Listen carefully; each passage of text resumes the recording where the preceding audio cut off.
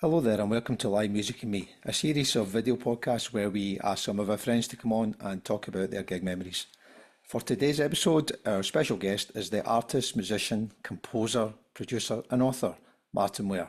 I'm sure you'll enjoy this one. All the best now. Martyn, good morning. How are you doing? Uh, it's a beautiful day here in London. No, where it's like, where are you based? Near Glasgow. Oh, no, It's is it it's nice? tip it's tipping it down Oh, as it always does. right. I was up there last week, actually. We were in Scotland. We were at Aberdeen and uh, Paisley. Paisley. Yeah. Yeah, I had the ticket for Paisley and couldn't go. Oh my God, it was a great night. Yeah, I heard. I had friends and family coming back over from Australia to visit, and the only night we could all get out was the Friday night, and yeah, that was a It shame. was really special because, I mean, obviously, you know Gary probably and Yeah, Kerr. yeah, He said it was the first full-on, full-scale kind of commercial gig they'd had in there since it was renovated. And the last time we went there, beautiful building, but it was a bit run down. And now right. it's like 22 million pounds later. Beautiful. Like the bloody dressing rooms are incredible. You know, it's like wow, I'm going, this is super luxury. Can we perform here every night? And it was Yeah, great. and it's such a beautiful building. I think Paolo Nutini might have sort of reopened it again. Right. Yeah, because he's a local guy. That's But right. And I'd forgotten now what a tall ceiling it's got now. yeah, it Huge. has. And they made the stage twice as big apparently as well. Right, excellent. Could probably Well, yeah, put an opera on in there, to be honest. I'm sure they will. Operas and Paisley aren't that common, Martin. Oh well, there's always room. About cultural education, right? Okay, so talking about gigs then. So are you ready to have a go at Yeah, live music in me? yeah. Good man. Okay, so let's start you off with hopefully something reasonably gentle. So tell us about the first gig that you went to. It was. I'm just referring to my notes here in case All you were yours. wondering. Yeah, yeah. I'm such a professional. Um, it was unbelievably. It was also my favorite gig, which I suppose is coming up later. Okay. Which is um, T-Rex on the Electric Warrior tour Oh, wow. in October 1970 at the Sheffield City Hall, and it completely blew my mind. I mean, I think it may have blown my mind if I was a bit older as well, but because it was my first gig, Yeah.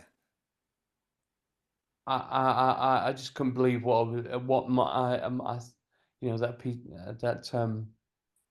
that say, you know, are my eyes dreaming? It was like so perfect a rock gig as you Yeah. could ever imagine. And, you know, Marc Bolan, the band had come on stage and they were playing the start to what's the first track in Electric Warrior? Anyway, I think it might have been Children of the Revolution. Okay. That's it. Tune. Uh, uh, so you know you get the chords going, Yeah. Dinna, dinna. and the band's already on stage. Going, where is Marc Bolan? Yeah. Yeah, and then a huge kind of 20-foot high star with uh kind of fake light bulbs around the outside of the thing illuminating it Yep. started rising up from horizontal on the deck, so you couldn't see it from like the stalls where we were. Yeah. It came up to vertical slowly, and he was there stood there playing All right. Playing the riff. the what an amazing start. And then I think about 15 minutes in, everybody stood up because they're so excited. So we're about 5 yards from the front of the stage by this time.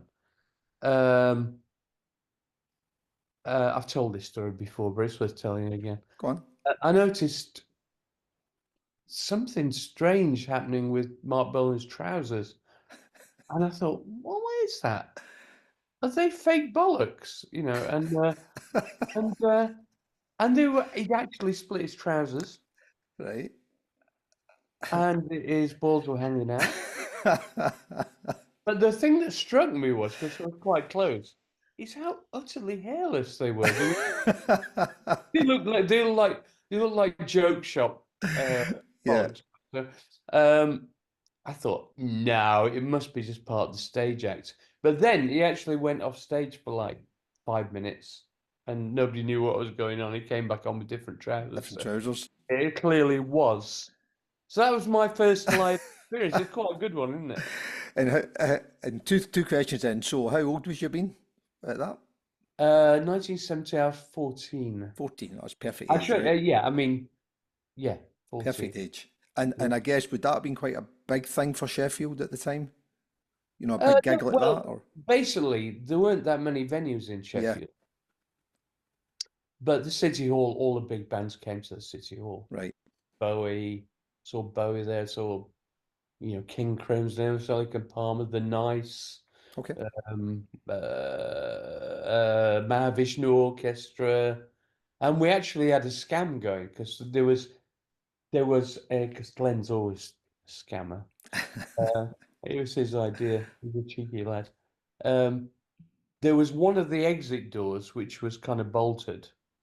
Was you could kind of crack it open Yep.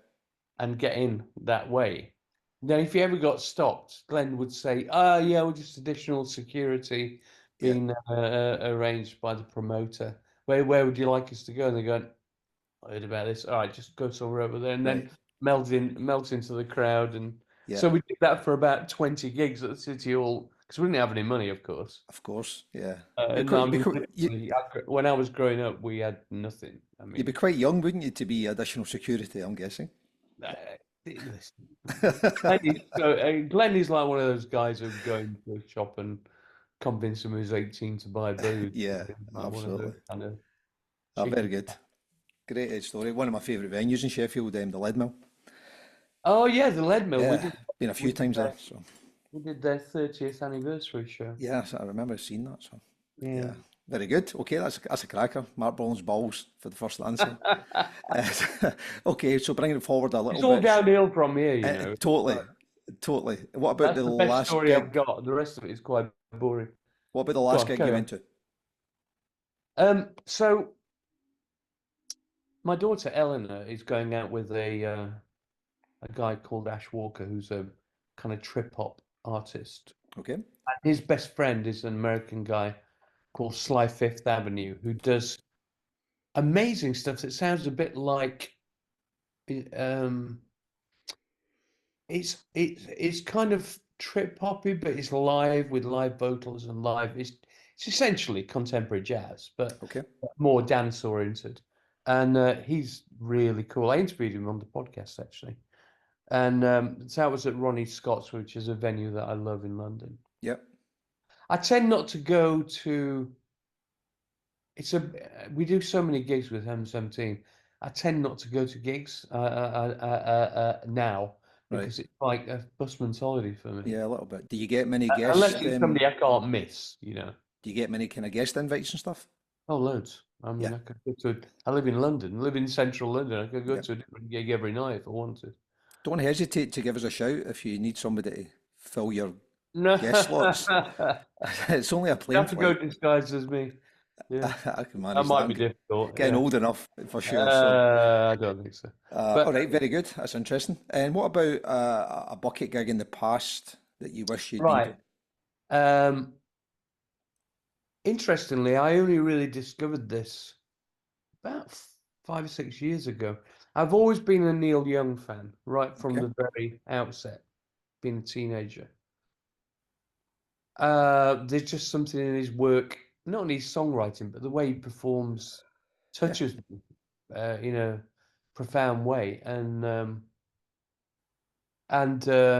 I discovered this album called Live at Massey Hall, which I think is Yeah. in Chicago. And I honestly think it's the best sounding live recording of anything I've ever heard. It's just beautiful. I think it's probably because it's so simple. I mean, it's just him and a piano and a Yeah. guitar. But the equipment that we're using at that time, like all the kind of microphones, or probably valve microphones, and everything just is so. I mean, if you're not ever heard it, have I you ever have heard heard it, yeah. I just think it's so beautiful. I would have loved to have been at that gig. Yeah, it's an amazing. I mean, the album's fantastic. Is that the one that he sings Sugar Mountain on for quite a long time? He I kind of, think so. The thing I was listening to it again yesterday when I was looking at these notes, yeah, and it's like one of those albums you can go back to every month, at least. And he'd just literally written "A Man Needs a Maid," mm, which is one of my favorite Neil Young songs. mm, Harvest, that entire album's amazing. And he did a kind of segue into Heart of Gold. And yeah, I think even at that time, the lyrics were slightly different. I think maybe he wasn't doing that for some kind of showbiz type thing. It was like maybe they were all part of the same song at that time. I don't even know. yeah, I find classic's the wrong word, just the best songwriting to be utterly fascinating. yeah. It was actually a toss-up between this and Bowie at Hammersmith's Odeon, The the Ziggy final, Stardust one. the Z Yeah. Stardust one, which I didn't go to. I did see him in Sheffield, but Okay. yeah, Well, we might come on to that. Right? Right. yeah. Yeah. Cool. Did you get to see Neil Young eventually? I got to meet him. Oh wow. I Oh, went to go on his then. house. Go on then. 'Cause when we got signed to Virgin in '81, um, we were signed to Elliot Roberts' management. Later, he manages Neil Young, Yep. and at the time, he just signed this young act called Devo. Yep. Well, no, they'd managed him for a while, and he'd got a guy he was training up called Bill Gerber, who became our manager in the US. Mm-hmm. So he said one day we had a day off, and he said, "Oh, do you want to come down to Malibu?" I'm going, "This is like some kids from council houses." I'm going, "Yeah." And on the way down there, I said, "We're going to Neil Young's house." I said, "What?" And it's literally it's a beach house, and you're straight on the beach, out the back door on the patio Yeah. into the sea. And it's like I said, Elliot will be there, but I don't know if Neil might not be there. But anyway, so we went there, and he did turn up in the middle of our conversation there, and we were blown away, of course, because we're Yeah. massive Bet. Neil Young fans. Yeah. And he said, "Boys, come over here." And he opened this fridge, and it was full of grass. I mean, literally a stand-up fridge, big American fridge, full every shelf of Yeah. grass, right? And this Right. is the real thing. It's not like somebody's doing it on their balcony. This is Yeah. like top grade. So of course, Glenn, being Glenn, he said, "Do you want to roll yourself a joint?" Yeah. I wasn't that bothered, but Glenn was going, "Oh yeah, not off." So we'll have a go. He was plastered. He could barely walk. He didn't realize how strong he was. But happy days. Then the guy comes past and going, "Oh, this is my masseur. Do you want a massage?" We're going, Yeah. "We've arrived in heaven." So I've did they forgotten that. I forgot about that. It's not even in my autobiography. magic? Yeah, yeah. And did they know you just as a PS? So when you were Yeah, there, yeah. Well, he he did. heard our stuff and really liked it. Yeah. Okay, magic. Because he But was, people are just polite. He's just a sweetheart. yeah, total and legend, total legend, Yeah. absolute legend. Okay, magic. What about a gig that most surprised you, either because it was better than you thought, Oh, right. Here we or go. you didn't enjoy it?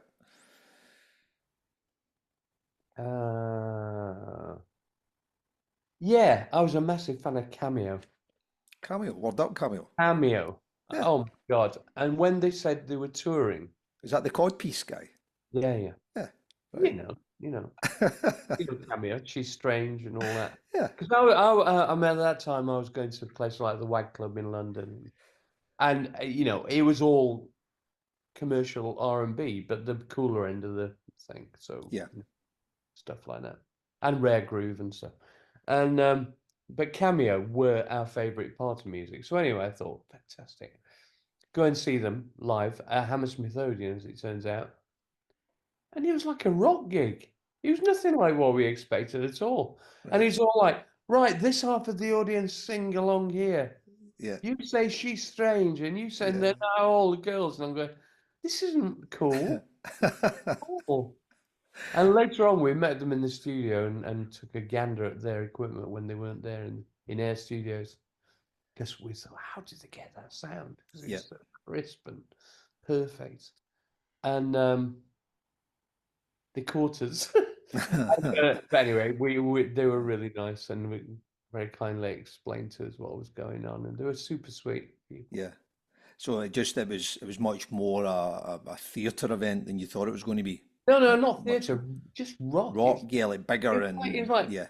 64 bar guitar solo, Yeah, right, okay. and it's like, no, No, no. play the hits. Stay cool. Yeah. Yeah, stay cool and don't try and be a pantomime act. Yeah. I'm afraid a lot of American artists can go down that route if you're not careful. Bands, Yeah. not so much now, but back in the day, it Yeah. was just they thought it was like maybe that's why maybe that works for the American audience, but it didn't really work for the UK audience. No, and unless you're someone like Prince, maybe they can get away with anything. You know, everybody should Prince stick to was what they're just best at, right? Yeah. everything he played on his guitar, every vocally made, every fucking dancing was just a Yeah. genius, wasn't it? I Yeah, mean, I've utter. seen Prince 5 or 6 times Yeah. in London, and I even got to produce one of his songs once with his Okay. with one of his girlfriends called Jill Jones. You may have heard of her. Yeah, I know the It name. was, it was quite. She did Mia Bocca. That Right. was the big hit ish in America as well. And she was making an album. She was so beautiful. Good Yeah, I God. can imagine. And Prince gave her a song, wrote a song for her Yeah. called For Lust, the number 4, 4. Lust. And I recorded it. And she was going through this, she was really paranoid, and I think they were splitting up as well because he couldn't keep it in his trousers. And so the whole thing kind of fell apart. And eventually, I think the song came out on his, when after he died, they did the Prince Vaults thing Yeah. where they released the Yeah. estate with loads of rarities. It's on that's sung by him. But the actual, I've got the original recording. It's never seen the light of day, and it's Oh, brilliant. wow. Yeah, I bet it is. Yeah. Like most of his songs as well, you know. Oh, man, it's an amazing Yeah. song. Yeah. My PS to all the Prince stuff talking about gigs is that, obviously he passed away, very, very young, didn't he? But the last gig he played, I think he had been ill 2 or 3 nights before that and he'd had to cancel a gig. And the next 2 nights later, he was playing at the same venue. So he played the gig that he was playing that night, and he also played the gig from 2 days previous the same night. So he played 2 gigs in one night, and they all came back with their tickets. And he didn't finish till like 2 o'clock or something. And I think He would regularly play 2 gigs in a night. yeah, and I think he had He two would do set. an after show that was longer. I think he had two set lists going as well because of the two different. He just Yes, treated them as two yeah. gigs. It was amazing. And then he There passed was, away a few days after. I know, my one of our famous backing singers, Billy Godfrey, was invited to sing with him at the O2, and did one of the after shows, and they did the after show at the Indigo, which is the smaller venue in the Yeah. O2 in London. And he didn't go on till 2 in the morning, and he played till 5. I mean, Magic. the guy was obviously enhanced in some fashion. Yeah, yeah, of course. Yeah. But actually, I've interviewed, going back to the podcast, I've interviewed about 3 or 4 people who were closely associated with him, including Dr. Fink, the keyboard player, Yep. Morris Hayes, who was his keyboard player in The Revolution. Yep. So I've got quite a lot of inside, and also a friend of mine who did his podcast, Purple Kurt, he's called. He's an American dude. He's Yeah. super, super sweet. He's like the world expert on Prince. He knows everything, and he's part of their community, you know. And he was telling me some amazing stories about him. But it's very sad, the whole kind of prescription drug Yeah, that is. thing, which is just a fentanyl and all that stuff in America. Yeah. But at least we got the tunes, right? You know? Well, it'll never die. No. I think his legacy will actually increase over the years because people are only just unpacking what he did. You know, I mean, I was never a massive fan of Mozart, but the fact that he set the bar pretty high for being prolific as a Yeah. composer. Yeah. And I think Prince was that prolific. Yeah. Absolutely. Okay. Yeah. Interesting. Lovely side note. What about first gig you went to with a partner? I don't have an answer for this one because generally I didn't go to gigs with a partner. Okay. It was more of a kind of boys thing. Friends, yeah. Yeah, so I don't think I've, do you know, I don't think I've ever been to a gig with a girlfriend or partner. So Okay. that's your answer. That That's is a my answer. real That's one, an isn't answer. it? It's perfect. I was thinking about making one up, but I can't be asked. No, can't be bothered with that. Yeah. What about a gig that you had the ticket to but never got? Oh, right. Hold on. Here we are.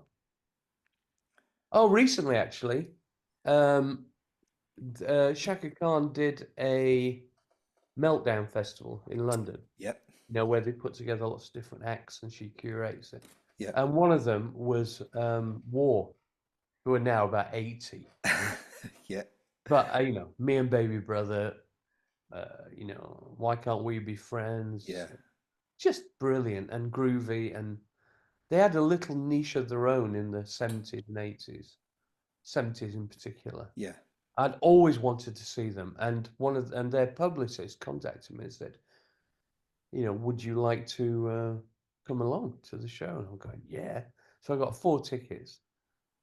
And then I couldn't go. I can't remember why I couldn't go. I Oh, think I had a gig that came in. I had to do it. In fact, it was, yeah. So I was really pissed off. But I gave the tickets to my friends, so they got to see that's it. not so bad. And have you And seen it was really good.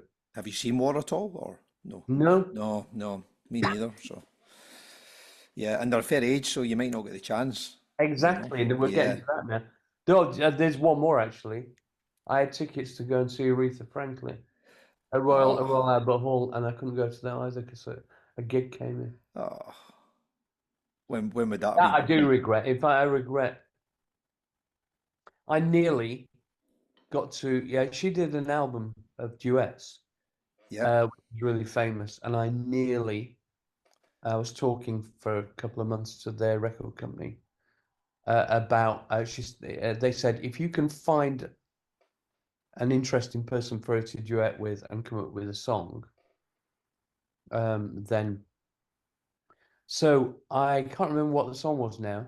This was about mid-90s, but it was. I thought her voice and Seal would have been perfect. Right.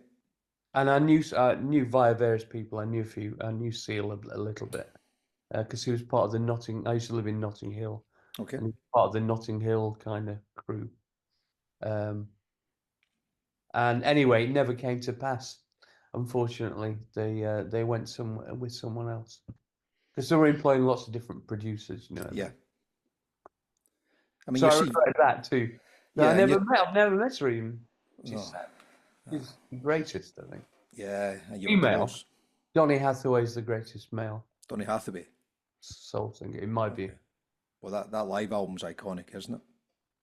Everything he did is amazing. Mm.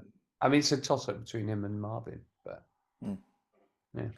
We, as an aside, we just finished a podcast series for over a year, trying to put together a list of the 100 greatest albums ever made, and we ended up with Marvin Gaye at number 1 with No, it's got to be. I What's mean, Going On. that's unimpeachable, that Yeah, album. I know. But we tried very hard not to. You know, we challenged a whole bunch of other stuff, but it's just so good, right? So It's a piece of perfection. I get the impression that Marvin Gaye is kind of losing his legacy a little bit over time, which I think is weird. He's started becoming a little bit forgotten in there. right. I think that's incredible because he's like so much a part of everything when I was Yeah, growing up. I was yeah. such a huge soul fan. No, but the album's amazing. Yeah. Absolutely amazing. Okay. What about a gig that you got to, but you missed your transport home?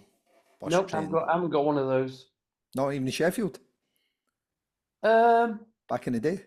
no, because the buses ran late and they were cheap and no, not Must be a really. It must be a Scottish thing. We've had loads of stories up here about guys having to sleep in bus shelters and stuff like that. Well, I think you have a big kind of catchment area, don't you, for most of the big gigs. Yeah, The people come in from not just the suburbs, but out of town a lot of the time. yeah. Like we used to go in Sheffield, we used to go to Manchester quite often to see. I remember seeing that's another one on my list of all-time great gigs, actually. The Ramones in Okay. 1974, 5 or 6, can't remember. When they were supported by Talking Heads. Wow. Incredible. I've never seen anything like that, or Yeah, nor will again. yeah. Can imagine. Okay. Um, Perfect. What about best support act you've ever seen? Oh, right. Okay. Hold on. Yeah. Talking Heads Talking on that. Heads. Yeah. I mean, So that was they before. Is weren't that? quite as, sorry, they weren't quite as weird. Sorry, what can I say? Ultra modern Yeah, as they became at yeah, that point. They were more like finding their feet, but it was clear that they were they had an unusual take on things, and I really liked that. It's around about the time that Devo was my favorite. right. So I was looking for something a bit more edgy, and they weren't very edgy at first. Then they became edgier. Yeah, they did. But they were part of that whole CBGB stuff, weren't they? Yeah, You know, yeah. mid 70s with Ramones and Blondie and what have you. Have you been to Um, CBGBs? no, never. I have. Yeah. No. I didn't go when it was open, but I've been to the site and paid my respect. There's a big Yeah. mural on the wall, Yeah, I've seen I've seen that. Yeah. and yeah, God Almighty, yeah. The stories the walls could tell, right? No, I've talked to a few people I've talked to on the podcast who played there and said it was incredible. Yeah. Yeah, can imagine. Yeah. And Talking Heads were really, I mean, they remained really cool, but as you say, they were a very New York, rocky, almost post-punk before post-punk came, really. Well, proto Yeah, punk. proto-punk, yeah, totally. Yeah. But yeah, another iconic band, Magic. What about music festivals? We've had some interesting questions to favourite music festival that you've done, and we'll take it as a performer if that's a better No, option, or as a fan, whatever you want. I think I've already thought about this, and I went on a. This is a bizarre story, but um, with my other hat on, I've got a company called Illustrious that does three-dimensional soundscapes around the Yep, world for artistic reasons, commercial reasons, etc., etc. Anyway, we were identified um, the British Council and the Home Office or whatever as being one of the top 100 creative industries companies to support for trade missions and stuff. So I went on this yep, trade mission. I got to go on this trade mission where they pay for the flights and accommodation and stuff to Mexico City, and there was and I love Mexico City. Have you ever been there? no, Oh, it's incredible. right, My favorite city on earth.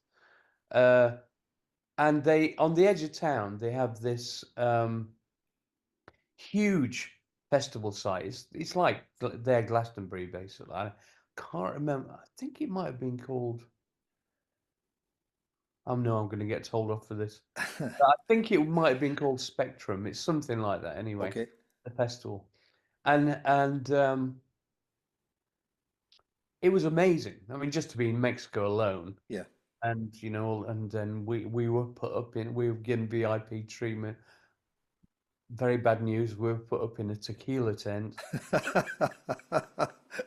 Very bad news. I can barely remember how we got home. Now I'll explain Yeah, why in a sec.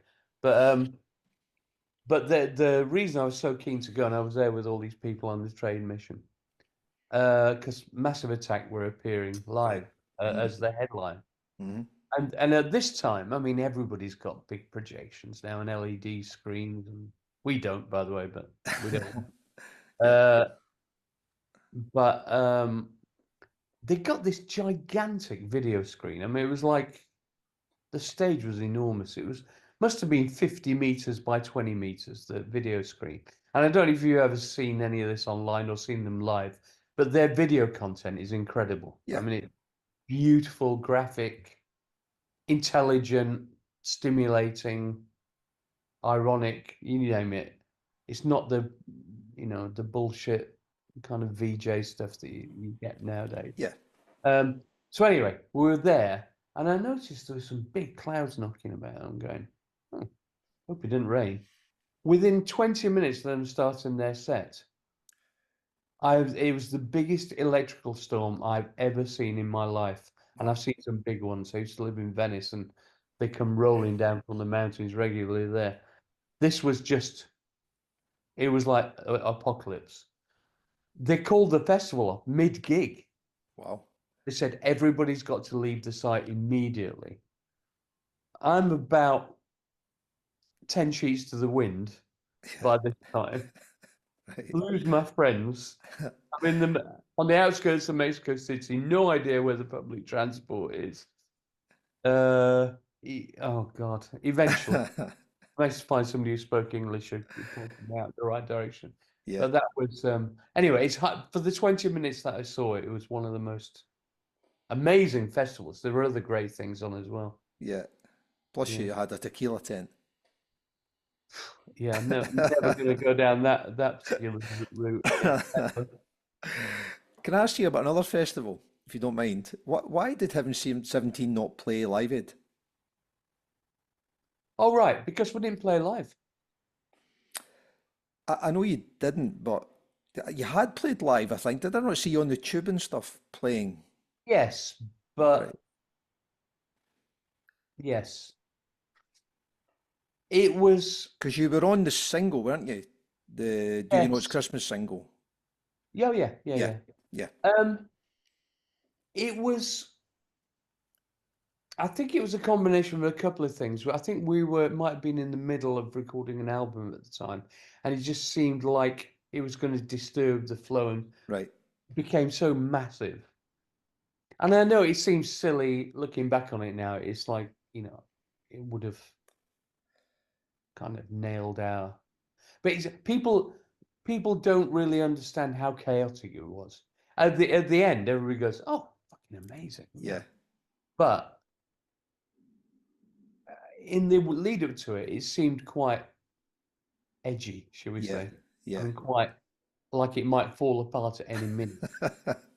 And I mean, kudos to everyone. In fact, I've got a good story about that. Midge, his good friend, hmm he rang me up and said, Martyn, because obviously he was co-responsible for it all. Yep. He said, I'm overwhelmed with work. Would you fancy being the MD for Live Aid? And I'm going, I don't think so, Midge. I love you to death, but it's kind of outside my competency. I don't read or write music, number one. I mean, I'm quite, I'm not doing bad as a producer, but No, not at all. but when you're dealing with the highest level of international artists, if they spot any weakness in your character or talent, it's not gonna work. So, and in any case, it would have been too much work for me. I was again in the middle of stuff. So it's all these factors combined. Yeah. And we said, look, it's just too much. We'd quite happily, Glenn would have quite happily been a guest with someone else. Yeah. But as he did, in fact, at Glastonbury with LaRue. With LaRue, yes. But to get the band back together and the cost of it, Right. and the and rehearsing, and in the middle of when we were making our make or break album, just seemed like a bridge too far. Yeah, I totally get it. I was just always curious because you were very much you were in vogue at the time, weren't you? You were Yeah, Yeah. Yeah. There you go. And did you know, was there not a story as well? I think you might have told us on your podcast about refusing to meet Clive Davis. Yeah. Is that right? Because you were recording or something? Yes, it was the Yeah. same, similar time. Right. Big mistake. Anybody who says they've got no regrets after 45 years in the music industry, Yeah. yeah, I regret that. Yeah. It's the inner bulkiness of us, it's like, can you imagine this? Yeah. We're going, yeah. We're saying, how did you come here? He's just signed us for like $750,000 or something. Yeah.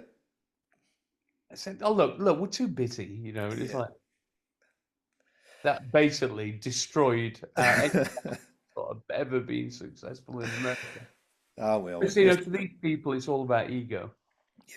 It's all about the big I am. And if you ever hint at disrespecting them, they will just pull the plug immediately. Yeah. And that's what happened. So there you go. That's why we were never huge in America. Sorry for dredging that one up again. Oh, no, Yeah. it's fine. Yeah. I think it's good to tell people about your mistakes because No, totally. hopefully they learn from it. Totally. Okay. Sure, I do. So you might, I don't know if you've got an answer to this one. What about a gig that you travelled the furthest to go to? All right, let me have a look. So it kind of connected a little bit to the missing buses and trains, but we've had some cracking stories Yeah. about guys flying to Sydney and stuff. Well, every year I go with my 3 best buddies. We go to a different city because we're all so busy doing music. Marcus and Titch from Living in a Box, Yep. and Phil Legg, who was the engineer on Chance Trent D'Arby's Hardline Accordion.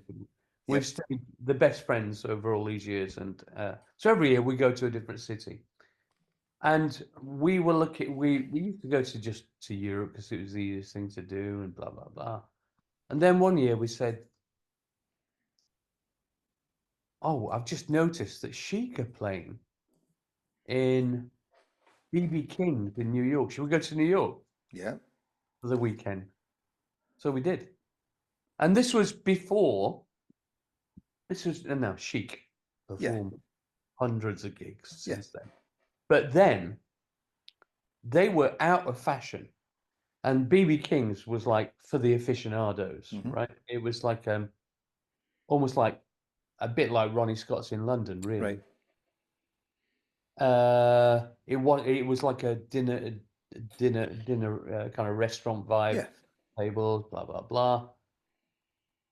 So this was in 2001, I think, and I remember because it was like -15 or something. Yeah. January is crazy what we were doing, and the streets were all. It's like one of those big blasts they have in New York in winter, so they don't have time to grit all the roads and everything. And it's like I fell flat on my arse somewhere, walking down Fifth Avenue and all that. Anyway, we got there in the end, and it was Chic, but not like the Chic band that they have now, which is like about an 8-piece. I think it was like 14-piece with a 6-piece brass section. Oh, it was, and in a small club. Yeah. And it was the best, just the best. Brilliant.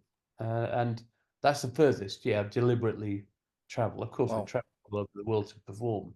Yeah. It's a different thing. Yeah, that's a fantastic story. Was Rogers and Thompson playing at that time, or? Yes. Yeah. And also it had Omar Hakim on drums, which like the world's greatest drummer, possibly. Right. Yeah. I think he was just doing it as a favor. He's obviously not that much money from it, but and just fantastic. Yeah, that's magic. That's a great answer. Great answer. Okay, so we're kind of on the home run now. Get maybe another 2 or 3 questions. So what about we mentioned the Neil Young gig from earlier on that you missed. What have you got any bucket gigs that you're still hoping to go to? Anyone you've not saw? Have a look. I just put I prefer orchestras nowadays. That's okay. No, I do. That's okay. Yeah. I probably travel to Berlin to see the Berlin Philharmonic. Right. Go to a lot of the proms Yeah. to see big orchestral works and stuff. Do you do any gigs where, you got the kind of the bands backed by the LSO or whatever? Yes, we did one in Leeds last year, actually. Hmm. Uh, You must have enjoyed that. well, we've done it before. We did it in there's a big touring show that is on every year in Germany and Belgium and Holland called Night of the Proms. Have you heard about this? I've heard of it, yeah. Yeah.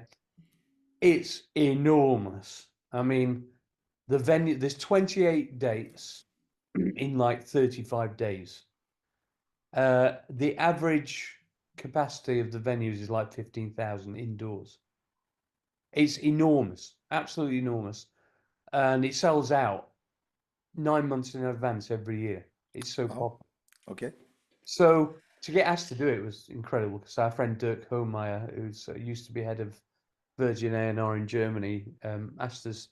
And what it is you do the headliners do about 5 or 6 songs with an big orchestra. So it's an 80-piece orchestra, a 30-piece choir, and an 18-piece electric band. Okay. Can you imagine the logistics Yeah, of I this? can. Plus, they take their own lights and PA everywhere as well. So they have to rig it and de-rig it every day. Every day. Can you imagine?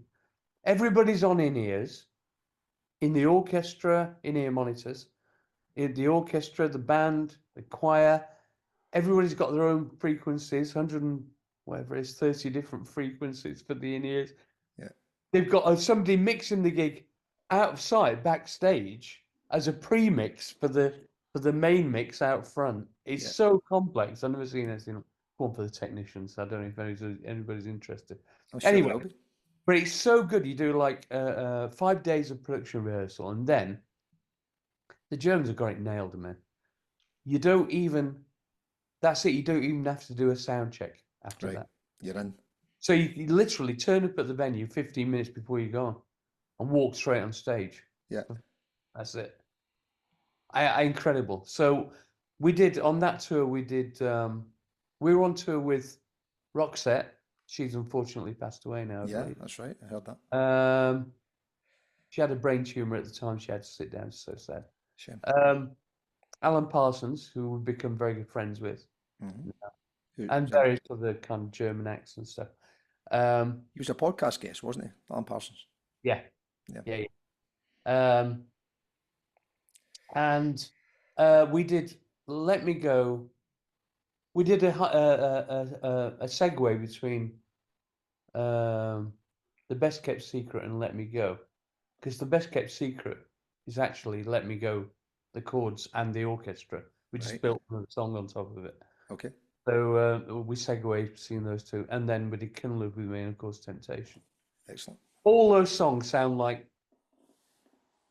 with those forces behind it, sound like James Bond themes. I swear to God, I they're can all imagine. on. They're all on YouTube.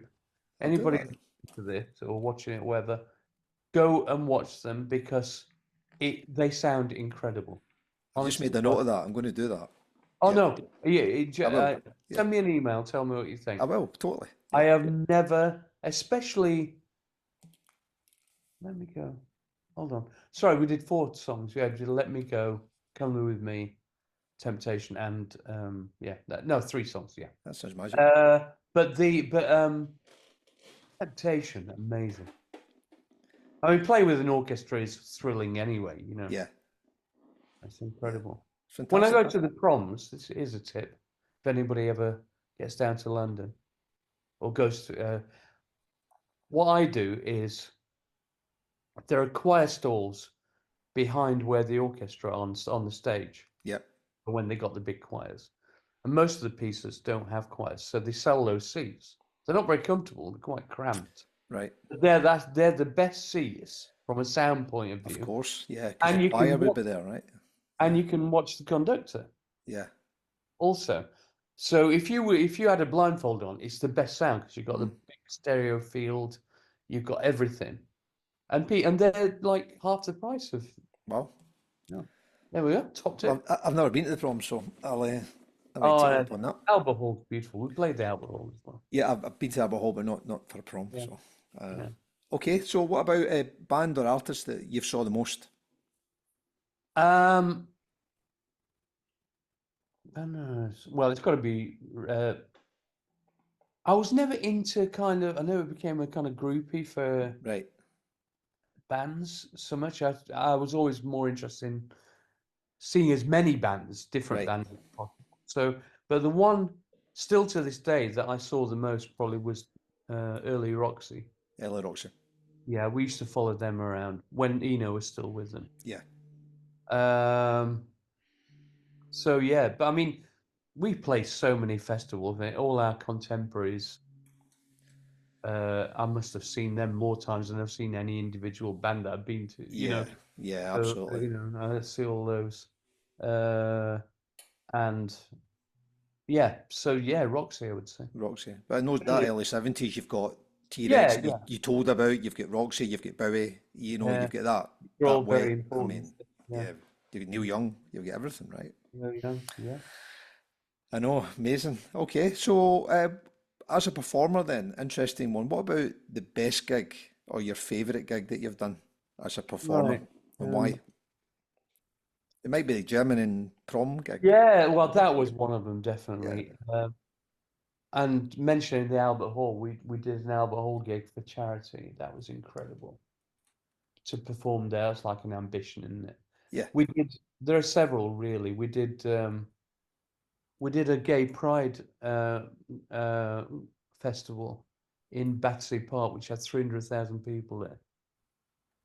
Even though we only played a couple of numbers, just to look out to see that number of people yeah. was quite astonishing. And and then the other one, from a more technical perspective, is we did um, we did a weekend, two gigs on a weekend in three-dimensional sound at the Right. Round. Okay. So we did the Luxury Gap in 3D. This was 2006 or something like that. Okay. And then on the Sunday we did the BEF show with loads of guest singers. Yeah. Sandy Shore and Green Gartside and Midge-Ure and Boy George and just loads and Yeah. loads of people. Came Wild. And in fact, I'm just mixing that right now. I just found the multi-track tapes that were recorded at the time, Okay. and I've forgotten about them.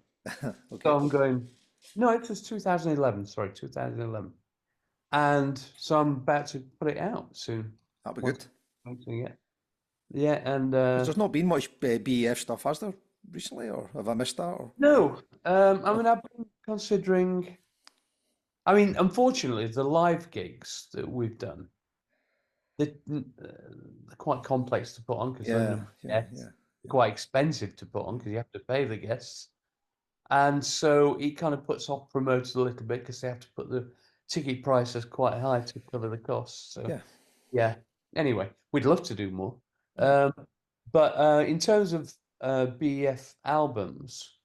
This is hot off the press. I've not told anybody else yet. Go on then. Exclusive. Uh, I've been thinking about it for a while, so it's not a new idea for me.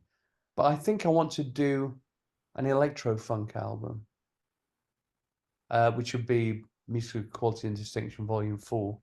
Yeah. Not sure what I'm going to call it yet. But I just think I want to kind of pay tribute to that part of the that legacy of what had an influence on me Sure. before I'm too old to get Yeah. crazy enthusiasm. Yeah. Yeah. So, Yeah. and I just, you get, to be honest, I get so bored with just sitting in front of a computer and and composing on a computer all day. Yeah. I just want to get back to a live band for a bit. Yeah.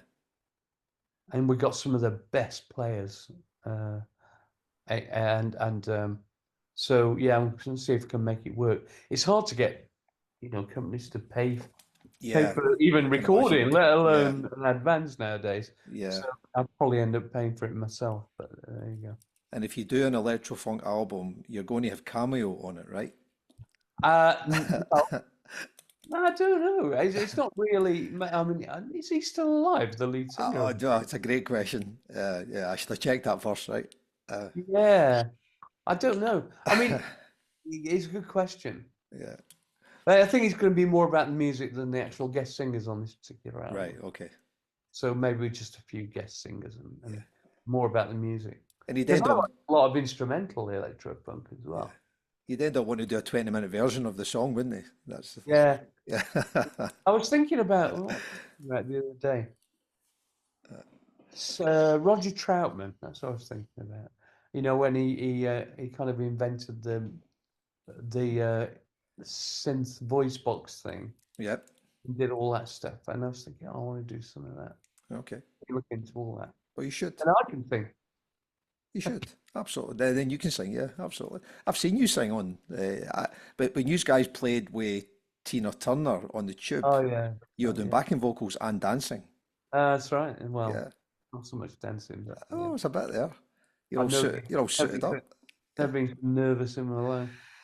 Oh, it's wonderful. Okay, a couple of finished then. So you mentioned the Albert Hall there. Would that be up there for your favourite live music venue? Yeah, I think so. Yeah, Yeah, I think there's something very special about yeah, that.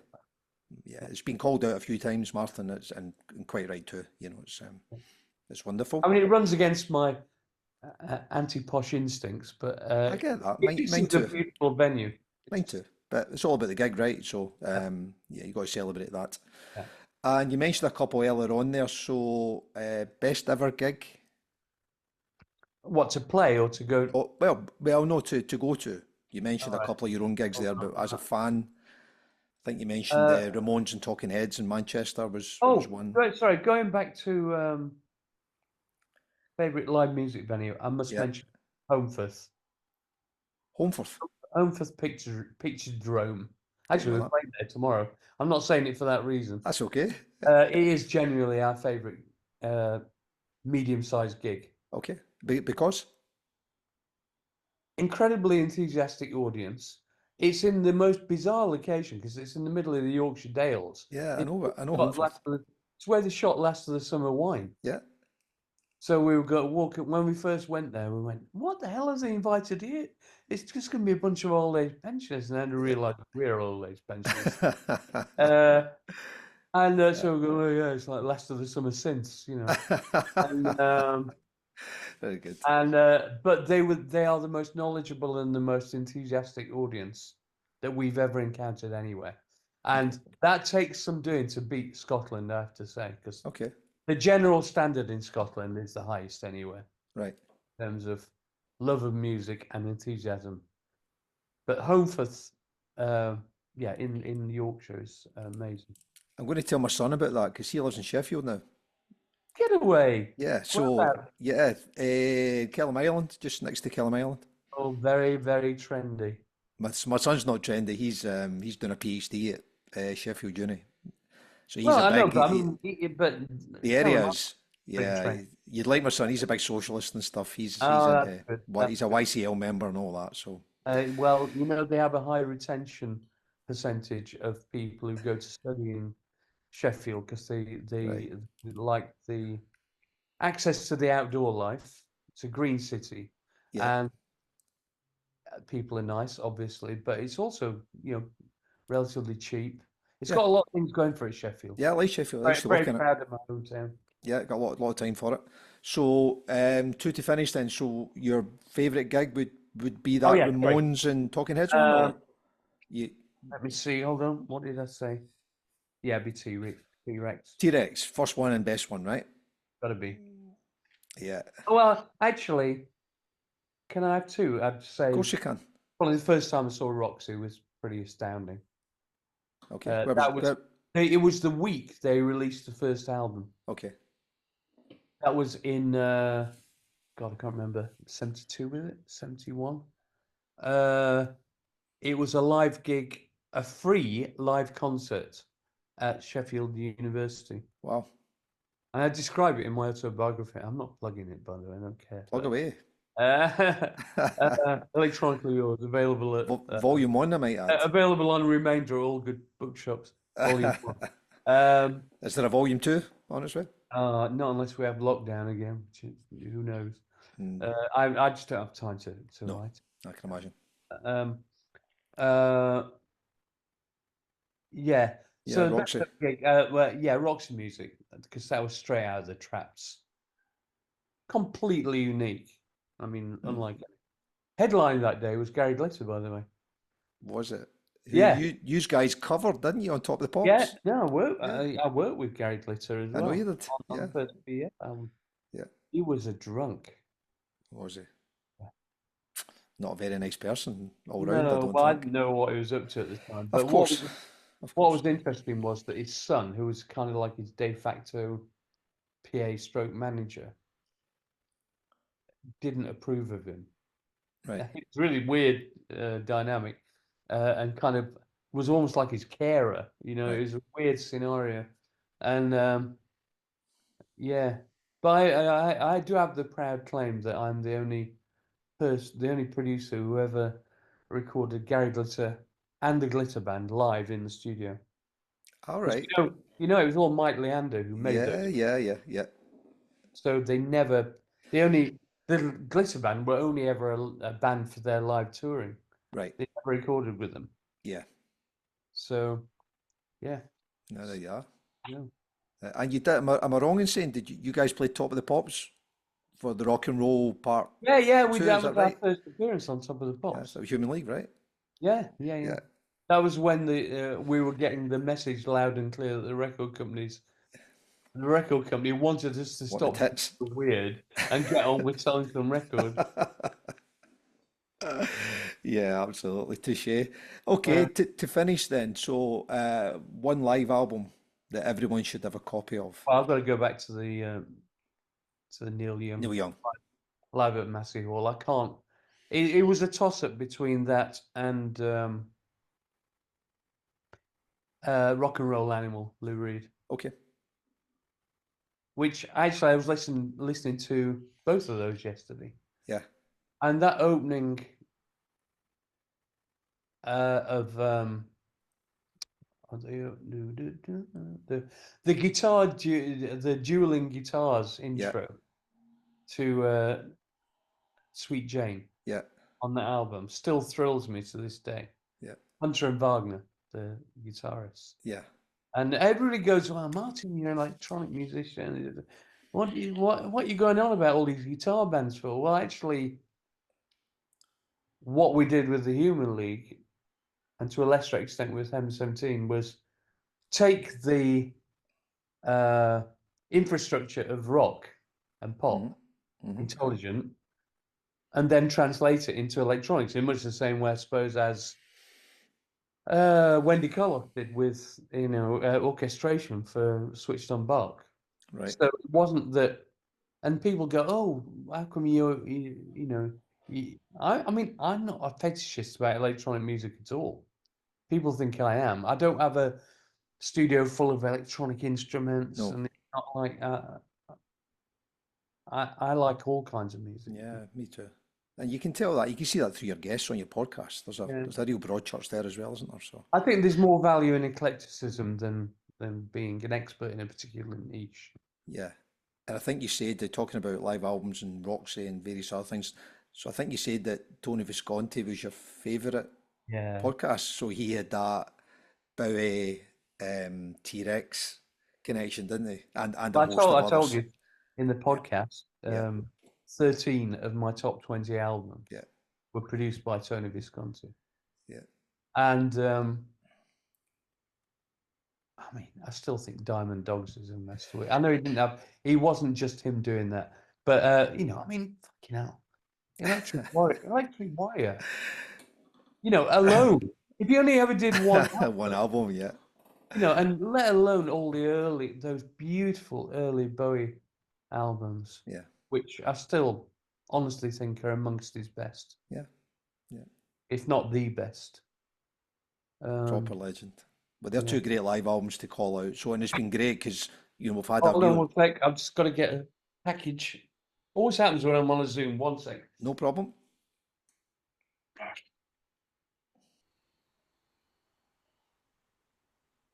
Sorry about that. Not at all, mate. Not at all. Always happens. Always. It's usually dogs barking, to be fair. Yeah. That's the other one we get all the time. But as you said earlier on, it's about half the fun of doing Yeah. podcasts is to keep them fairly informal and I like the local colour. We did the Richard Hawley one and his dog interrupted us. And, oh, it was chaos. Yeah. Yeah. absolutely. Okay, well, but that's us, mate. We're just at the end there, so we got those two live albums from you for the guys to have a listen to, which is wonderful. And we had some cracking stories there, starting with Marc Bolan's testicles, which I didn't see that one coming at all. So It sounds like a prog rock band, doesn't it? it might well be. It might well be. Hope that was okay for you. It was great, thank you. Good, no, thank you. I know how busy you are, and I know you got some more gigs coming up as ever. And are you doing some stuff back end of the year with like Culture Club and stuff as well? Yeah, aren't you? we're supporting them first on the bill with Tony Hadley, and it'll be great. It'll be great. We haven't done Yeah, good it fun. for a while, Yeah. so great. We'll be on stage probably. I reckon about 7:30. We'll be done by 8:15. Happy Perfect. days. Perfect. Martyn, I really can't thank you enough. That was wonderful. So Martyn Ware, when will this be coming out? we turn this around pretty quickly, the next 7 days. So we'll send you a wee link, and it goes out on YouTube and also on streaming platforms. So we'll make sure you get to see that before it goes out. Okay, mate? Thank you. Thank you very much for your time, Martyn. Absolute pleasure. Live music. See you later. Take Bye. care. Bye. Bye.